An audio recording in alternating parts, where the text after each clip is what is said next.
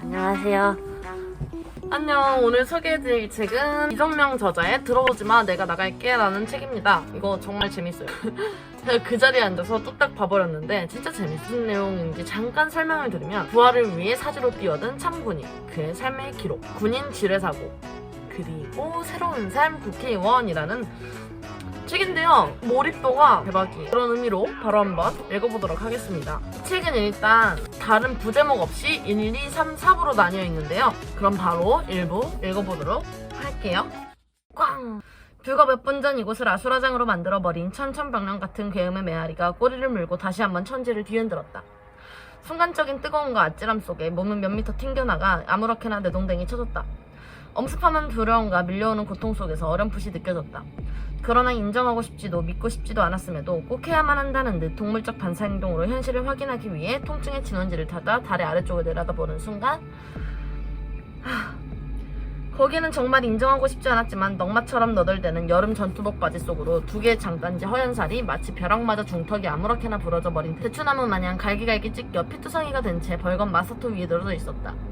군화약이 다 벗겨져 반질반질한 가죽이 불그스레해졌지만 40개월 동안 애정이 듬뿍 담긴 흙 묻은 전투화는 더 이상 보이지 않았다. 나도 밟았구나 하는 생각이 드는 순간 팔꿈치로 애써 지탱하고 있던 나의 상체와 머리는 힘없이 떨어뜨려지고 말았다. 어릴 적 알지 못한 이상한 소용돌이 속에 휘말려 밑으로 끝없이 떨어지는 꿈을 꾸는 것 같았다. 어머니, 금란씨. 그 짧은 순간 내리를 스치고 지나가는 것은 조그만 체구의 주름진 얼굴로 안쓰럽게 쳐다보는 어머니의 얼굴과 싸구려 셔츠를 걸치고 걱정스럽게 쳐다보는 아내의 처진 눈이 파노라마처럼 떠올랐다가 이내 겹쳐져 희미해졌다. 고개를 늘어뜨리고 엎어진 채 죄송합니다, 정말 죄송합니다 라는 생각을 하고 있을 때 대대장님 괜찮습니까? 라며 다급하게 나를 부르는 소리가 들렸다. 약 10여 미터나 떨어졌을까? 달려온 정보장교와 무전병이 놀란 눈으로 금방이라도 뛰어들어올 태세였다.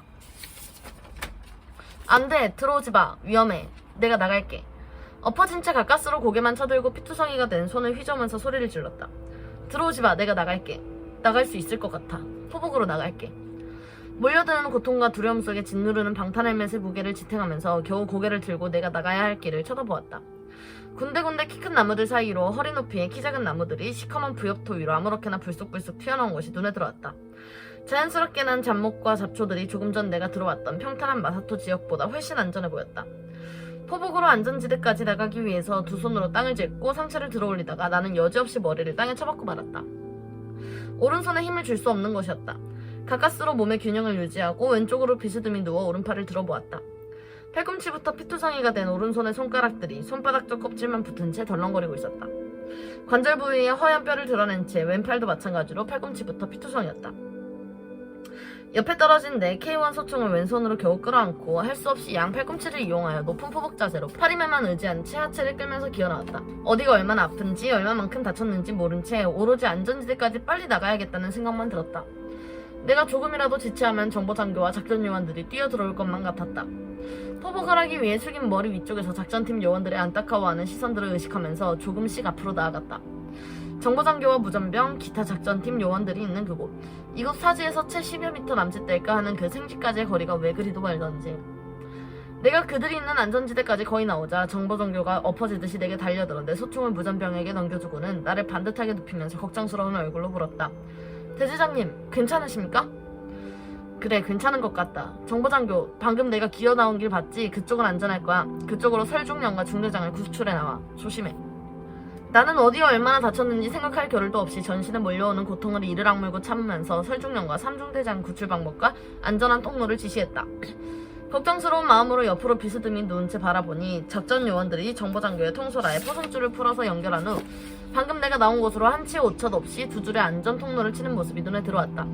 정보장교가 민첩하면서 침착하게 작전 요원들을 지휘하는 모습을 보니 다소 안심이 되었다.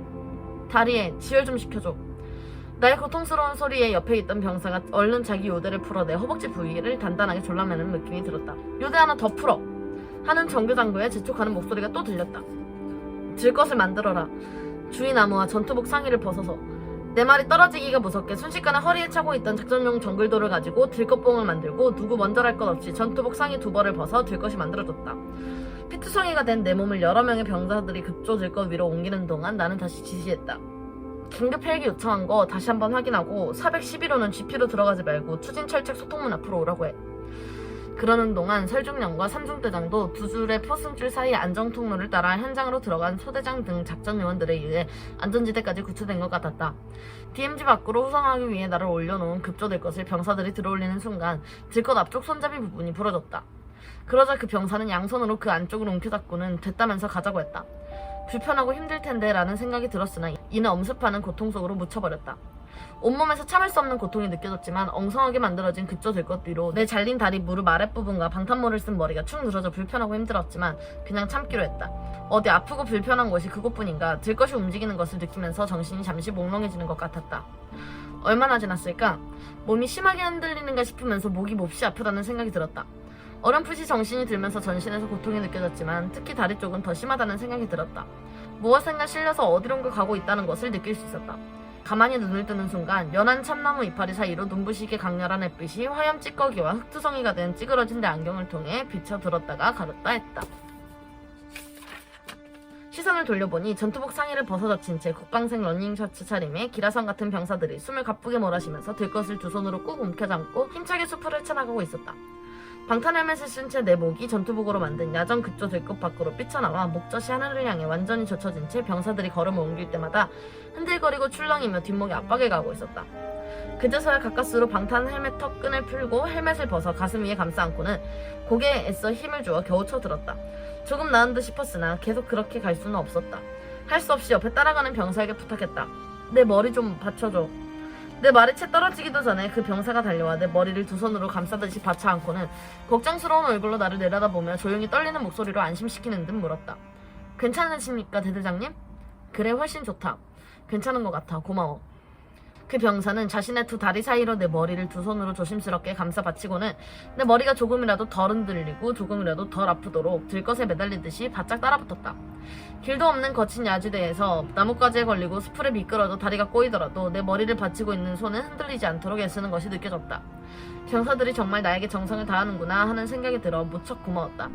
그때는 어떤 일인지 신기하게도 통증이 거의 느껴지지 않았다. 그러나 수풀을 헤치고 앞으로 나아갈 때마다 넝마처럼 찢어지고 갈라진 다리 상처 부위가 수풀과 나뭇가지에 스치면서 깜짝깜짝 놀랄 정도로 아파서 다리를 움찔움찔했다. 나뭇가지나 굵은 억새풀이 스칠 때마다 몸을 비틀면서 고통을 참고 참다가 찢어진 살점을 예리한 칼로 한 점 한 점 도려내는 것 같은 순간들이 계속 반복되자 도저히 참을 수 없어 들것 방향을 바꾸자고 병사들에게 부탁했다. 다리가 진행 방향 쪽으로 있다가 머리를 진행 방향에 두고 나아가니 나뭇가지나 수풀을 치고 지나가도 상처 부위를 직접 자극하지 않고 비켜 스치니까 훨씬 덜 아팠다. 가끔 앞에 감목더미가 나타나면 병사들은 들것을 아예 어깨 위로 높이 쳐들어서 지나가기도 했다. 내 머리를 두 손으로 받치고 가는 병사는 거의 옆걸음 내지 뒷걸음으로 가야 하기 때문에 훨씬 더 힘들었겠지만 끝까지 한 번도 내 머리를 놓치지 않고 소중하게 받쳐주었다. 들것을 들고 길도 없는 곳을 나뭇가지에 걸리고 어제 내린 비로 인해 물기를 잔뜩 머금은 수풀에 미끄러지면서 쉬지도 않고 부지런히 앞만 보면서 조금이라도 빨리 가려는 병사들의 가쁜 숨소리가 귓전에 생생하게 들려왔다. 그렇게 얼마쯤 가다 갑자기 앞쪽에서 들것을 가고 가던 병사 한 명이 발을 헛디뎠는지 넘어지면서 나는 능선 아래 4-5m 밑으로 몇 바퀴 구르면서 내동댕이 쳐졌다. 그런데 이상하게도 별로 아프다는 생각이 들지 않았다. 병사들이 힘들겠구나 하는 생각만 들었다. 나를 좀 평평한 곳에 눕혀줘. 힘들지? 좀 쉬었다 가자. 내 방탄 헬멧이 저기 굴러떨어졌으니까 다시 주워다줘. 그 순간 당황하면서 어쩔 줄 몰라 하는 병사들은 내 입에서 나오는 엉뚱한 말에 모두 말문이 닫힌 것 같았다. 두 다리가 잘리고 양손에 골장상을 입고 얼굴과 팔에 피투성이가 되어 생사의 갈림길에 있을 것 같은 중상자의 입에서 나오는 너무나 태연한 말에 모두 입을 벌리고 서로 얼굴만 쳐다보고 있었다. 시원한 그네의 평평한 곳에 잠시 누워있으니까 열악한 급조될 것에 매달리듯이 태워져 오던 피로가 금방 가시는 듯했다. 정신도 맑아지는 것 같았다. 그러면서 죽지는 않겠구나 하는 생각이 머리를 빠르게 스치고 지나갔다. 채 1분쯤이 지났을까 참나무 그늘 땅바닥이 등이 좀 시원해진가 싶은데 아직 숨도 제대로 고르지 못한 병사들이 누구 먼저랄 것도 없이 가자 빨리 가자 힘내자 라고 서로를 격려하면서 서둘러 들것을 들고 다시 수풀을 헤쳐나가기 시작했다. 좀 더 쉬어야 할 것 같은데 생사를 예측할 수 없는 부상당한 대대장을 빨리 후송해야겠다는 충성심에 힘든 줄도 지칠 줄도 모르는 것 같았다. 병사들의 가쁜 숨소리만 내 가슴 가득히 안겨올 뿐 누구 한 명 불평이나 힘든 표시를 내는 병사가 없었다. 정말 고마웠다. 부하들이 자랑스럽기도 하고 대견스럽기도 하면서 가슴 뿌듯한 무엇이 깊은 곳으로부터 밀려오는 것 같았다. 다시 자세를 잡고 수색로를 역순으로 빠져나가는 길은 오히려 편안한 느낌이 들었다. 의식을 잃어서는 안 된다는 생각을 하면서도 애써 눈을 부릅뜨고 있기가 힘들어서 가만히 눈을 감았다. 눈을 감아도 들것 위에서 앞뒤 높이의 경사도나 좌우로 돌아가는 느낌만으로도 아, 지금쯤 어디를 통과하고 있구나 하는 감이 느껴졌다. 이 수색로는 작년에 위협을 물어쓰고 병사대가 직접 개척한 후 조기에 익숙해지기 위해 제6번은 동반작전을 했던 코스이기 때문에 눈을 감아도 손바닥 보듯 훤히 알 수 있었다. 뒤쪽이 들썩들썩한 것으로 보아 살중령과 중대장을 수송하기 위한 들것도 바짝 다가붙은 것 같았다. 갑자기 머리가 있는 들것 앞쪽이 높이 들려서 계속되는 것으로 봐서 오르막을 오르는 것을 알 수 있었다. 이 오르막만 오르면 분견대가 있는 곳이다 라는 생각이 들었다.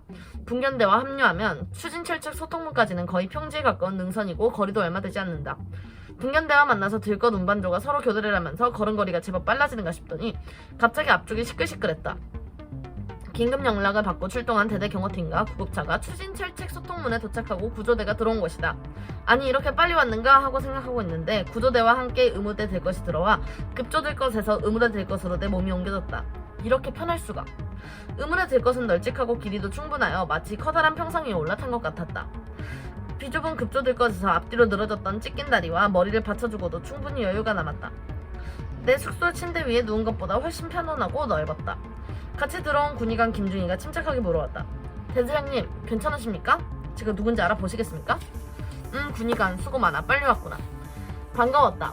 이제 어느 정도 안전지대로 나온 것 같아서 안심이 됐다. 그 끔찍한 지옥에서 빠져나온 것 같았다. 갑자기 햇볕이 더욱 따가워졌다. 눈을 뜰 수가 없었다. 큰 나무가 별로 없는 능선 위로 올라온 것이다. 이제 곧 소통문이다. 다 나왔구나. 한숨 돌릴 수 있었다. 눈을 지그시 감고 다소 긴장을 풀었다. 그때부터는 내게 아주 귀찮은 일이 따라붙었다. 대대장님 자지 마십시오. 대대장님 대대장님. 의무병인 듯한 병사 한 명이 내 머리맡에 따라붙어서 애타게 나를 불렀다. 그러고는 아주 1차원적인 단순한 질문을 계속 반복했다.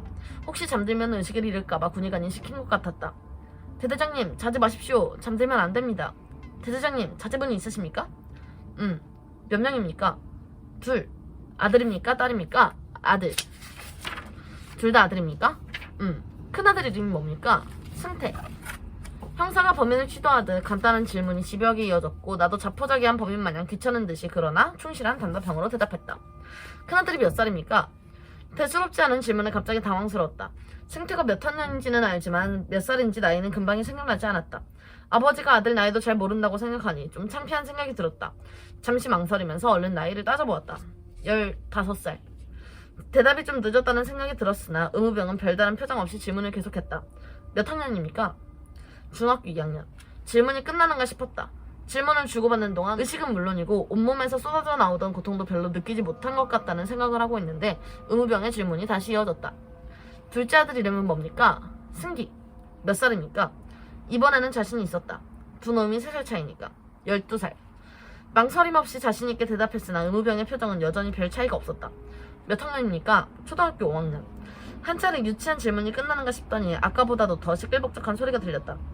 대대장님 자지 마십시오. 소통문 빠져나왔습니다. 안심시키려는 듯한 말이 들렸지만 내 머릿속에는 다른 생각으로 꽉 차 있었다. 지금까지 잊고 있었던 것을 조금 전 의무병이 지루한 질문하면서 나에게 일깨워줬던 것이다. 아들 생각이 났다. 내가 지뢰를 받고 쓰러지는 순간 어머니와 아내 생각은 났었는데 아이들에게 뭐라고 하지? 아이들이 얼마나 놀랄까? 하는 생각이 들면서 다시 머릿속이 복잡해지는 것 같았다. 차 엔진 소리가 들려왔다. 매일같이 함께 작전을 하면서 들어왔던 트럭 소리인 것으로 미루어 보아 대대 구급차인 줄 금방 알 수 있었다. 운전병이 출발 준비를 하는지 괜히 가속 페달을 밟아 부릉부릉 하면서 공회전시키는 시끄러운 소리가 오히려 반갑게 들렸다. 질 것을 들고 오던 병사들이 마지막 힘을 쏟아 구급차에 올리는지 갑자기 몸이 붕 위로 치솟았다.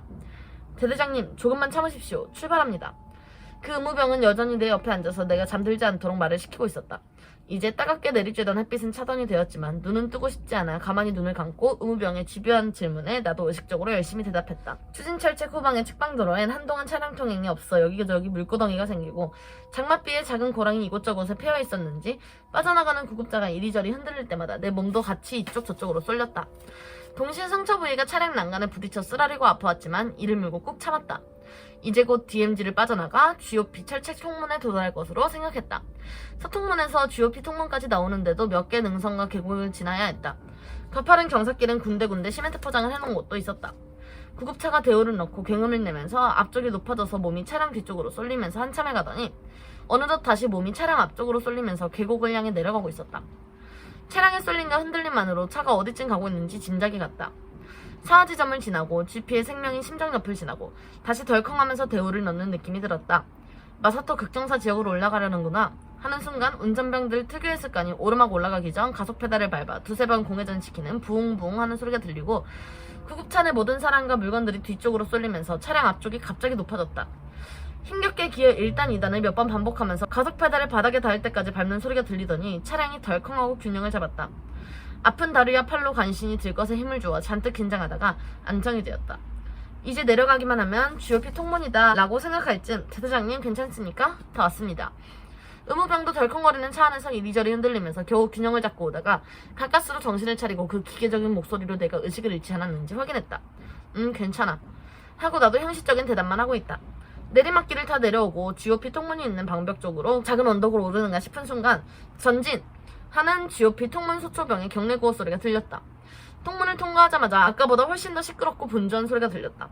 수색대 대장 괜찮아? 하는 귀에 익은 소리도 들렸다. 사단 의무대장인가? 라고 목소리의 주인공이 누구인지 잠시 생각하고 있는데 내가 실려온 구급차에 몇 명이 뛰어오르는 것 같았다. 그리고 상처 부위에 무언가 쏟아붓는 느낌이 들더니 굉장히 시원하면서 통증도 다소 줄어드는 것 같았다. 수색대 대장 이제 안심해. 괜찮아 헬기도 곧 도착할 거야. 누군가 나를 안심시켜주기 위해 이야기하는 것을 눈을 감고 가만히 듣고 있었다. 사단 의무대장이 어느새 통문까지 와서 후송을 지휘하고 있었구나 라는 확신이 들었다. 운전병 수색 3중대 헬기장으로 이동해 라고 다급하게 소리치는 것이 들렸다. 아 3중대 헬기장. 수색 3중대는 GOP 대대 후방 CP와 같은 지역이 있는데 그 일대에 헬기장이 없었다. 민통선 내라서 평시에 헬기가 못 들어오지만 DMZ 및 GOP 지역이 위험한 지역이라 긴급시에는 꼭 필요한 시설이었다. 그래서 작년에 사단에서 중장비와 시멘트를 지원받아 수색 3중대 병력들이 야간 작업을 하면서 헬기장을 신설했다. 수색 3중대 진입로 입구에 쓰레기장과 우물장, 재활용품 수지소 등 지저분한 것들이 쌓여있고 주변에는 잡초와 잡목들이 아무렇게나 있어 항상 지저분한 곳이었다. 이 지역을 불도저로 깨끗하게 정리하고 위에는 마사토로 덮은 후 패드 위치에는 콘크리트를 튼튼하게 쳐서 산뜻하게 헬기장을 만들었다. 오늘은 여기까지 읽어보도록 할 건데요. 정말 재밌지 않나요? 그 이후로 대대장님께서 병원으로 이송되는 과정, 병원에서의 과정, 그리고 국회의원으로서의 새로운 삶. 정말 몰입해서 읽을 정도로 책 내용이 엄청 재밌어요. 부활을 위해 사지로 뛰어든 창군이 그의 삶의 기록. 보고 싶으시다면 들어오지마 내가 나갈게 라는 책을 추천드립니다. 그러면 오늘은 여기서 안녕. 수고하셨습니다. 수고하셨습니다. 수고하셨습니다.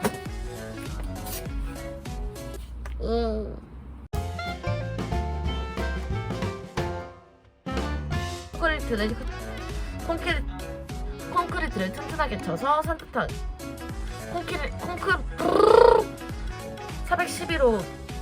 411호는 GP로 들어가지 말고 추진 철책 소통 긴급 헬기 추진 철책 후방에 그러는 동안 설중령과 3중대장도 두 줄의 포송줄 사이로 그러는 동안 설중령과 3중대장도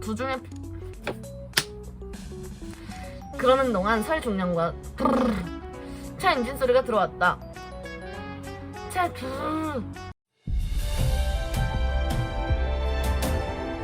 남과 같이 해서는 잘 될 수 없다는 신념으로 부단한 노력을 하고 있습니다. 한 권의 책이 한 사람의 운명을 바꿀 수 있고 한 사람 운명이 모여서 한 나라의 국운을 바꿀 수 있다고 생각합니다. 사람은 책을 만들고 책은 사람이 만든다는 신념으로 베스트셀러를 만들어 내겠습니다.